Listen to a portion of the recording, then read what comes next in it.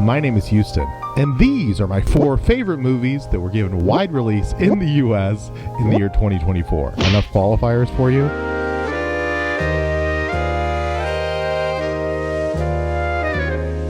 The movies that really affected me the most in 2024 were fable-like stories about people searching for belonging. Not necessarily in a big, grand way, but in a more subtle way, a way where these stories use fantasy storytelling to kind of compare these wandering souls against not only their past, but the past of humanity. To see if even in fiction, these people can find a sense of belonging. These are all fiction, so the endings can be easily arranged, or at least the credits can roll before they become dissatisfied with the ending that they found. But there's still something in here about that search. And I don't want this to sound too dour. These are all also super fun movies. A little over 2 years ago now, I packed up all my stuff in Texas, where I'd lived my whole life, and I moved to New York. So it's not a surprise to me that these movies are resonating with me right now. Now let's talk about some dumb movies. Coming in at number 4, it's the gothic fairy tale of Nosferatu, currently in theaters. Come to me.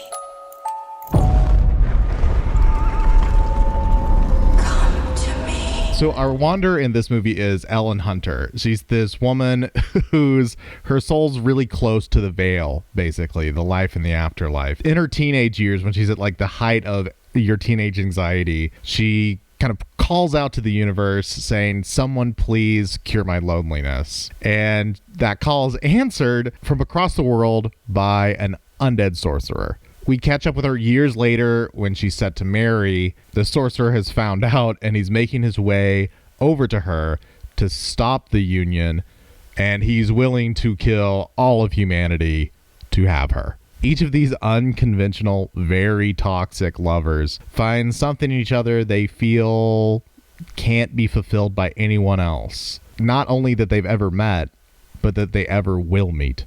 Nosferatu 2024 is a retelling of the movie of the same name from 1922, which itself is a retelling of the 1897 book Dracula, with some of the details changed to avoid copyright. One of the biggest changes from the book to the first movie was its setting. It was a German movie, so they changed most of the details to be region-specific to hit harder with the audience they expected to see it. Egger's version takes an opposite approach. Its pace, tones, and characterizations are almost actively uninterested in getting under the fingernails of a modern horror audience. If Werner Herzog's remake of Nosferatu in the 70s was to retell the story through a new wave lens, Egger's is through the lens of ornate theater, an opera of gods and man on an immaculate set.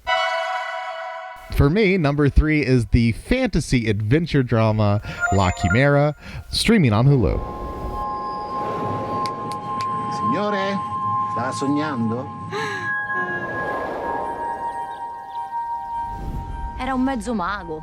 La Chimera is a folk song of a movie, following a character known as the Englishman, a grave robber in Italy who has the ability to psychically sense when an ancient tomb is nearby. His power is not entirely in his control.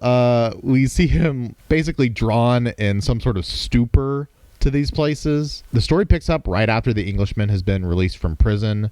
It takes place in Italy in the 80s, and he's trying to restart his life outside of theft. It's not long, though, before his old crew pulls him back in, and they're back robbing the graves of those dead for 1,000 years to put bread on the table of those living in the present. The tone and the visual language this movie uses are otherworldly. She draws from the super wide range of sources. I've seen this movie tonally compared to Fellini, which I kind of agree with. It's definitely super playful. These are archaeologists, basically, so you can kind of think about this if like an art house Indiana Jones, but not about the action. It's about like hanging out in the Italian countryside. La Chimera uses the simplest camera tricks for like the most jaw-dropping effects. The camera flips upside down to indicate when the Englishman has located a grave. Sequences of drama are sped up like a silent movie to see our gang lumbering around the beautiful countryside. A character flits their eyes to the camera and addresses the audience directly. A train car full of onlookers all poke their heads out into the hallway like a Three Stooges short or something out of Wes Anderson. It's a stylish, youthful, timeless fantasy that asks not just how we navigate the world, but our relationship to our ancestors as well. My number 2 is Do Not Expect Too Much from the End of the World, now streaming on Mubi. Vă prezint o producție de Hollywood prezentată de Leu de la Metro Goldwyn Mayer. In this, we follow Angela, a gig worker in Romania who is currently a production assistant for a PSA on work safety. We follow her as she drives around Bucharest, interviewing people injured while at work to find candidates to make a safety video where they'll speak on why it's their fault that they got injured. Of course, it's rarely the employee's fault and not the company's fault that they got injured, but it pays well, so everyone involved goes along with it. Angela's sympathetic to these people, but she has a job to do, and she herself is stuck in the gears of making a living, so she's trying to get through her day. This thing is aggressive, and it's bullet hot. It does this fun thing where it makes you laugh at something serious and then sets itself a challenge by showing you why what you just saw is no laughing matter, and then immediately tries to make you laugh at it again. It's the type of comedy where the jokes either make you laugh or make you go, oh shit. Formally, it does some really wild stuff within its long runtime, and due to its runtime, it's probably the one I'm the least likely to rewatch frequently. It's over 3 hours long. We're not just following Angela in this story either. We're following basically 3 versions of Angela. With the Angela in the present, who's this gig worker, we also see her digital footprint. On TikTok, Angela is this super vulgar character who she puts this face filter on that makes her look like a man. And we see her TikToks and her making them throughout, sometimes right before or after or during an interview. And the other aspect that frames this narrative is manipulated footage of this 1982 movie called Angela Goes On, which is also a movie set in Bucharest, also about a woman named Angela, also who has the same job as our Angela. So these 3 doppelgangers intertwine to blur Angela's presence beyond her temporal existence to something a little bit weirder and a little bit broader. This movie speaks to life in this moment more than almost anything I've ever seen. And my favorite movie of 2024 is Evil Does Not Exist by Ryusuke Hamaguchi, which you can catch streaming now on the Criterion Channel.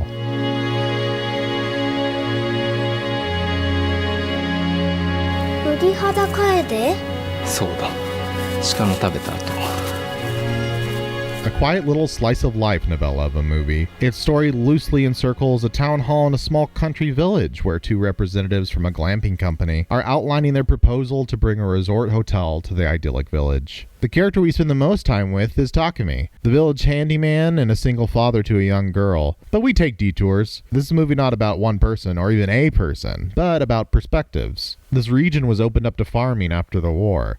It doesn't have a long history.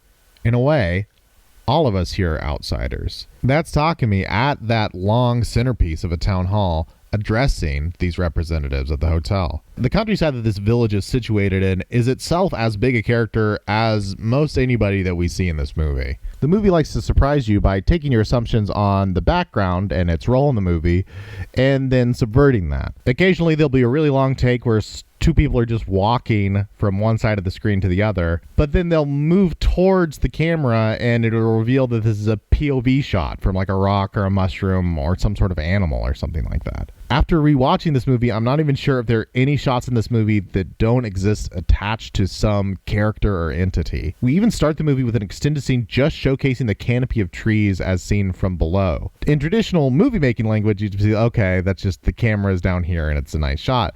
But with the themes of the rest of the movie that's reinforced throughout, this could easily be the perspective of the ground. The characters in this only support this exploration. The audience surrogates in this movie, even if you watch it and may not like to admit it, are the hotel representatives. For a chunk of the movie, we follow them and their duties in the city. Their conversations revolve around just normal everyday anxieties, but really viewing the allure of the other, of the grass is always greener, of people at different stages in life and how we pine after those different stages, and the clarity of those stages, how we're always chasing that.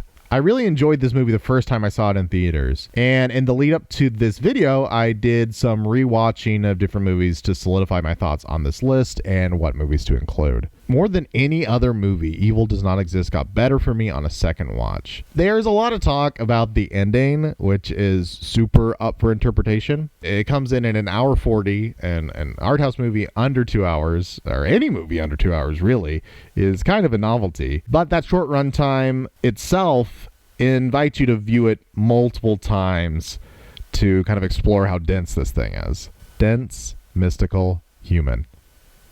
And my favorite movie of 2024. Well, you made it. There's a bunch of stuff I haven't seen, so if there's anything that you absolutely loved that I missed, drop it down in the comments below. You can find me at Letterboxd, at Media Mood Board, as well as Goodreads. I hope everybody has a happy new year. See you next week. Bye.